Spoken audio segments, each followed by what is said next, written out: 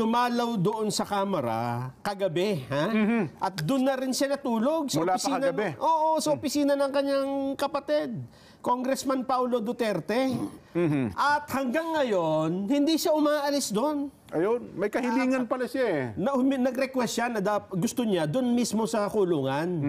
Eh, hindi siya pinayagan. Eh, sabi ng OSA, detention facility. sabi ng Sergeant at Arms, pwede ka naman dumalaw.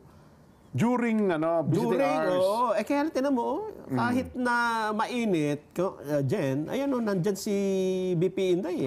Nasa labas lang eh. Sa kanya kasing liham kay Chairman Joel Chua, hinihiling niya, ito, pinakikita po namin sa telebisyon, na kung maaari ay sa whole duration ng detention ni Atty. Zulaika ay samahan siya ni BP Inday. So payag siyang pareho sila makulong doon, yes. di ba? Pero ito po ay tinanggihan ni Congressman Joel Chua, sinasabing hindi po pwede sapagkat may mga patakaran na ang pwede lang doon ay ang isang hinatulang makulong.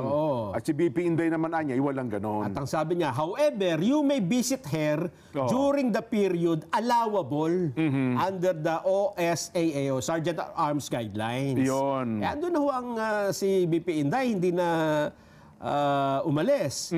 Ngayon, Jen, merong ding inilabas namang statement si Kong Paulo.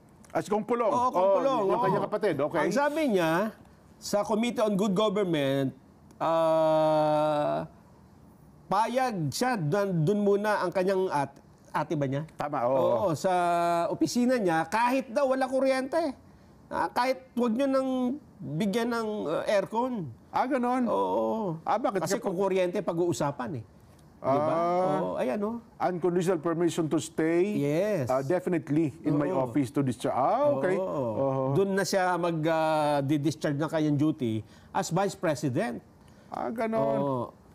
Kindly also note that she is amenable to stay in this representation's office even without electricity and running water. Ganon. Kung ang pag-uusapan lang, hindi naman pinapatay yung electricity. Ganun po. Baka daw kasi, pagka tungtungatan ng alas 10 kong, mukhang may mga patakaran daw ata na parang i-lockdown yung buong bisinidad ng Kamara de Representantes.